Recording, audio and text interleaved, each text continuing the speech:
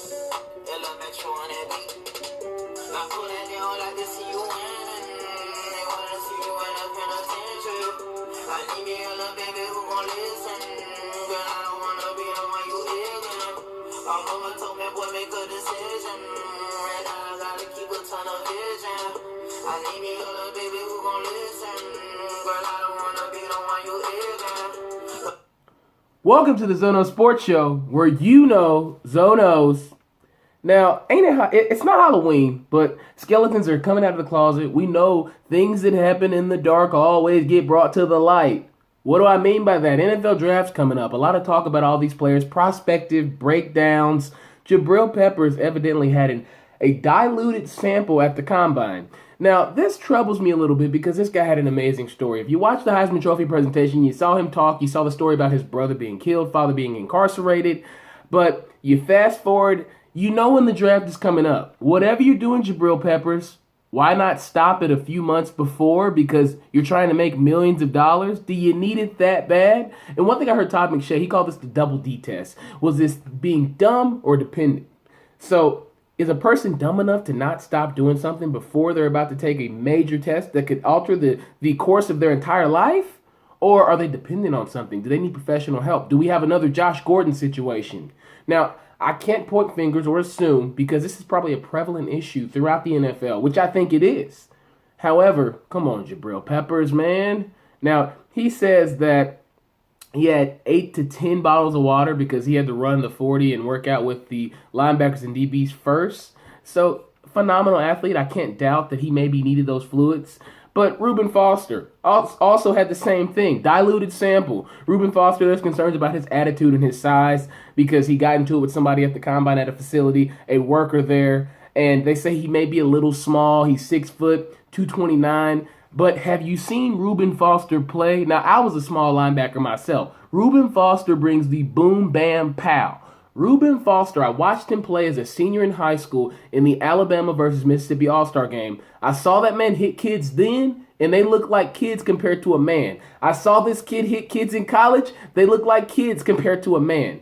Now, why would I expect anything different when he gets to the NFL? Reuben Foster is a sideline-to-sideline linebacker. He can play inside or out because of his speed. He's a versatile defensive player. Hey, you can even put him on tight ends, maybe even a slot receiver that he can stay in the passing lane and make some plays down the field because he has that makeup speed, because he closes, because people fear him when he's on the field.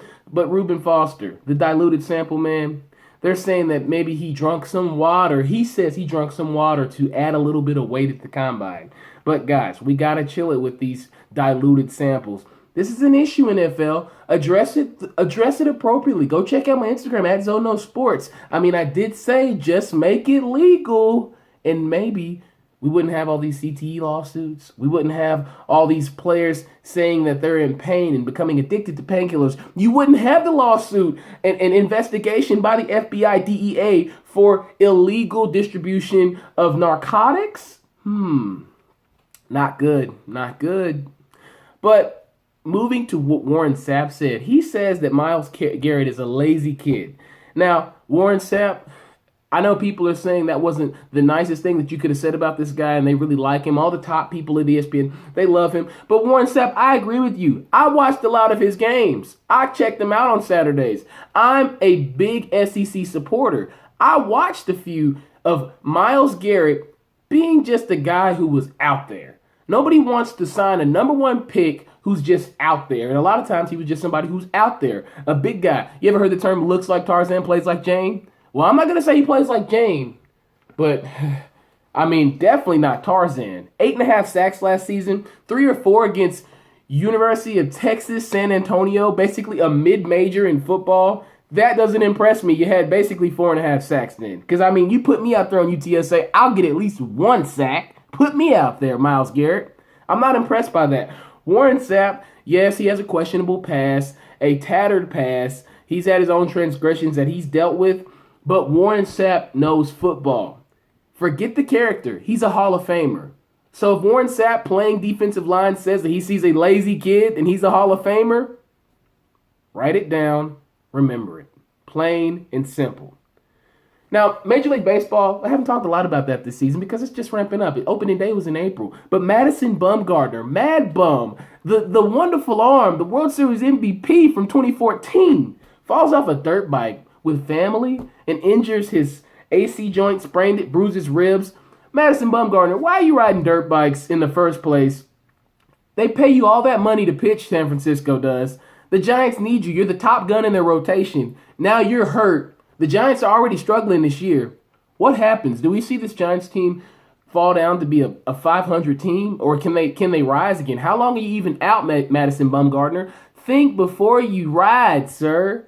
I mean, you said you had on a helmet and everything else. You weren't on a cliff. There was no ice. There was no water. But you fell. You should not have been on a dirt bike. That's for guys who are in the X Games. It's not for a pitcher who pitches for a World Series contender year in and year out, who's one of the top arms in the game, if not the best arm in the game, next to Kershaw and next to DeGroms and the Harveys if he was healthy, Strasburg, well, excuse Kodak Black, even he agrees with me. Now, Mad Bum, I hope you get healthy soon, but please don't make any more dirt bike rides anytime soon. Now, NBA playoffs, don't think I forgot to talk about that. I see you, Broom Gang. I see you, Broom Gang. Broom Gang. Cleveland and the Warriors, they both get the sweep. They both got the brooms out on the first round against Portland as well as the Pacers.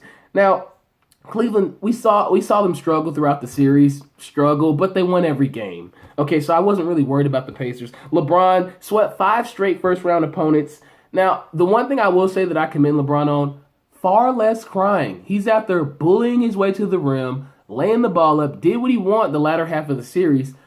You know, throughout the regular season, we see LeBron turn to the refs. Are you going to call that? Did you see that? But LeBron, I will say, I give credit where credit's due. You've been balling, sir. With all the three-point shots you've been hitting, we know you don't hit those. Maybe there's something in the juice. Maybe you drunk some of Mike's secret stuff.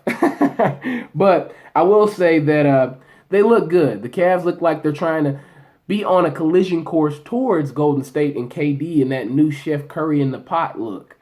Warriors, they are looking like anybody can coach his team. Now, Steve Kerr, he's out with some health issues. We don't know when he's going to come back, but we saw the success Luke Walton had. And then you got Mike Brown, LeBron's ex-Brody, coaching this Warriors team, and they blow out the Trailblazers last night to close this series out. 45 in the first quarter, series clincher. They are ripe and ready. They just swept those guys off, and they let Cleveland know this is how you do it. This is how you don't struggle with the team. So I'm anxious to see if these two really meet up for a grudge match, the rubber match. Who will get the 2-1 lead of the past 3 finals? Will it be Golden State? Will it be the Cavs? I don't know, but I'm anxious to see. Hawks tie up the Wiz, trouble in D.C. John Wall, Bradley Beal, Marcin Gortat, everybody, Markieff Morris. You guys better tighten up because we had a lot of hype about the Wizards after that overtime game against LeBron and the Cavs that you guys actually lost but could have won. But you guys not looking great right now. Where's the squad at, John Wall? Get them together because the Hawks and Paul Millsap and those boys, they are tied up 2-2 and they are feeling good. Dennis Schroeder, 3 fouls in the first quarter last night, that comes back in and scores 13 the rest of the game. Great player. I think he's going to continue to develop as a point guard, but beware of the Hawks. You might not reach the Celtics, I might say. So we'll see, John Wall, what you do. Get your team together, man, because it does not look good right now. 2-2, you guys had a commanding lead, but the Hawks have shown that they've got some life. Boston 2-2, back to the crib. Isaiah Thomas, refocused team. Isaiah Thomas the other night was really mouthy, getting into it with a few players here and there. But I will say he's gone through a lot, and the Bulls, they complained about him, but Isaiah Thomas, he's got to play in another way, another realm. He's not there mentally or emotionally. He said that himself. Isaiah Thomas is a guy that needs to step back and just continue to meditate, keep himself calm, and just keep hooping. I understand it's emotional time for you, but you can't cost your team with any text or anything like that. You got to chill a little bit. You were mouthing off a little bit too much towards other players. And Fred Hoiberg complained. Fred Hoiberg, coach your team. It's 2-2. You're salty because Rondo's out, and now you guys have to scrap and claw to win this series. But that's on you guys. You guys got to play, got to ball. Rondo can't be there. Everybody, that's the trick in the playoffs. People being healthy. Blake Griffin's out. Clippers and Jazz are now tied 2-2. It happens. It happens. MVP battle's been a letdown. 3-1, the Rockets are up on the OKC Thunder. And it's sad because Russell Westbrook, he's got less help than Michael Jordan in Space Jam. I mean, Russell Westbrook is scoring triple doubles. He can't get it done though. His team, his supporting cast, which he doesn't like to call it a cast, he says we're one team. I like that in the interview the other day. That's a superstar saying that there's no me's in team here. We're all together. So I do like that leadership by Russell Westbrook. I look forward to seeing if this man, with all he's done this year, the award shows June 26th for the MVP. I look forward to seeing if he can pull his team out of this hole. Is he that good? Is he that much of a valuable player that he can propel his team to first-round greatness and knock off James Harden and this cast with three-point assassins? We shall see, Russell Westbrook. We shall see. Breaking news, Adrian Peterson will sign a 2-year deal with the Saints. AP leaving the Vikings, headed down to New Orleans. I look forward to seeing what this man does in a Saints uniform.